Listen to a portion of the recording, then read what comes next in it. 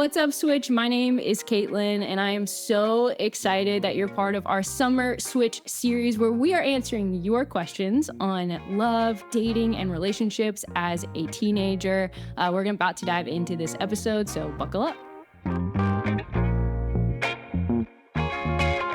Well, in this episode, we're going to talk about how to keep Jesus at the center. Whether you are dating, whether you are moving towards a more serious relationship, or you're just single right now, what does it look like to pursue Jesus passionately and wholeheartedly and keep him at the center of everything that you do? But before we get there, I need to introduce you to my friends. So Kevin, take it away. Yeah, my name is Kevin Curley. I am a youth pastor at Life.Church Derby, and something fun you need to know about me is I love being outdoors, whether it's fishing, going on runs, just being in the sun, getting a tan. I just love being outside. So it's a little Evading alligators, as I hear. Yeah, as much as I can. Evading is key. My name's Hannah Curley. I am Kevin's counterpart and best friend. I'm from Louisiana, and I teach English. Nice.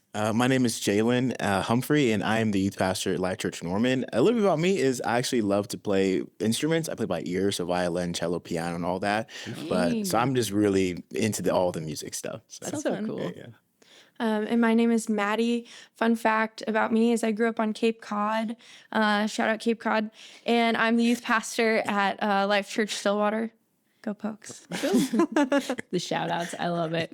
Okay, we're just going to dive right into this conversation because our students asked some really good questions about keeping Jesus at the center of their relationships. So, going to kick us off with question number 1, which is basically what I just said. How do we keep Jesus at the center of our relationships? Yeah, I mean, for me, I have a girlfriend, and personally what we do is we just invite through prayer, whether it's separately or pray for each other, about each other. And that just really opens it up to give God the space to be at the actual center of everything.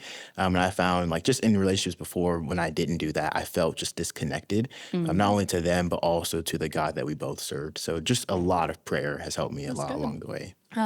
Something Eric and I, my fiance, do is we attend church together every Sunday. Nice. Same service, same row. We're taking notes. We have the Life.Church app with the sermon notes and the questions afterwards. And then during our lunch break, we go through the questions and are like, hey, what spoke to you? What did God say? How can we do more of this, less of this together to honor God? That. And That's good. I love that. We call it our church date. Oh, wow. That's so fun. That's really strong. You go. Yeah, so fun fact, Hannah and I actually will be married 5 years this Thursday. So May 28th, 5 years anniversary. And it's just been so cool seeing just how God's worked through every single moment, every single day in our 5 years of marriage. And keeping Jesus at the center of our relationship, I mean, it started long before we even started dating. Yeah. It was our individual pursuit. And that was, for me, my quiet time in the morning. Like before anything else started in the day, I wanted to be at the feet of Jesus. And so I was in his word. I was asking him to lead me. And then even whenever Hannah and I stepped into marriage, not a week goes by before we ask just really specific questions of how are we doing and what's something that God's teaching us in this season. And so just having those consistent spiritual habits every single day to keep Jesus at the center. I think practically what helps keep Jesus at the center is making sure you're doing things that keep you close to God. And so with your partner, doing things that grow you closer to God, not the opposite. So are you attending every week, whether it's Switch on a Sunday? Are you serving? Are you doing what God's called you to do? And practically, you can serve at Switch on a Wednesday night, but you can also serve on a Sunday together. Y'all go open doors together on a Sunday morning, or serving Life Kids together. Go get out in your community, serve the homeless, feed lunch to your classmates, start a Bible study. Keeping Jesus at the center is literally just doing things that grow you closer to Jesus together. Yeah, that's really, really good. I have one of my closest friends that she used to say this all the time in the context of friendships, but I think it's really helpful in all relationships. It's every choice you make is casting a vote for the kind of relationship you want to have. Mm-hmm. And so much of what you guys just said is those are votes that you're casting towards having a godly relationship. But Kevin, Hannah, you both mentioned there are distractions. There are also choices that we can make that pull us in the other direction. So I'm wondering if any of you guys almost have like a story about maybe a moment where you woke up and realized you were off base. Yeah. I got one specifically. I'm just going to brag on Hannah because she won't brag on herself. But you want to talk about someone She's who's humble. she's very humble. It's Christ-like. Yeah. Come on. You want to talk about someone who centers their life on Christ. on. Like I've been good at like being in the Word in the morning, but I'm just gonna put all the cards on the table. I'm not good at journaling. One, my handwriting's so bad I can't even read what I wrote. I'm like, what was this me? But Hannah, she's before she does anything else, she's in her Word and she's journaling what she learned about in Scripture that day. And there was a season where the first thing I would look at was social media. And there was kind of like just this conviction of like, how am I supposed to lead other people when I'm not even like leading myself first thing in the morning? And God like used Hannah's obedience and her consistency in having those right spiritual disciplines to kind of convict me. And so I deleted social media because I'm like, this is something that I'm putting in between myself and my relationship with God. And I want God to come first in every area of my life. So pretty recently, Pastor Craig was talking about on the weekend of how what you're getting when you're in a dating relationship is what you'd be getting in a marriage, right? And for me, I think I'm giving pretty good things in this relationship. But one thing that just stuck out to me was I wasn't really inviting her into what I was reading on my own time in my Bible. So I woke up the next morning after that message. I was like, wow, there's something that I really should probably do about this. So I had a conversation with her. I was like, hey, I think, every day I want to just share with you what I read. And maybe it's a voice memo or on FaceTime or something because she lives away from me. And just really inviting her into that, because right now I'm not even her spiritual leader. We're not married, but I can still invite her into what I'm doing with me and Jesus. So that's been something that I had to come to a quick realization with that, but it's been great ever since. I think kind of to Jalen's point, this sermon series has been so good, and what you do today sets you up for the life you're going to live tomorrow. That's right. And one of the things I love most about Eric is he is consistent, he's steady, and he's dependable. Like you meet anybody who knows him, they're going to say those three things about him. And so he's been great accountability for when I'm like, well, this one's a hard question. I don't want to talk about conflict right now. We're having a good day. I just want to eat my chicken and like have a break. But being with somebody who's like, no, but this is important. Yeah. And creating that open pathway to just constantly be bringing up, what did you learn? What's challenging you? How can I support you better? Because we know that we want a marriage where we're talking and we're friends and we're leading our family well one day.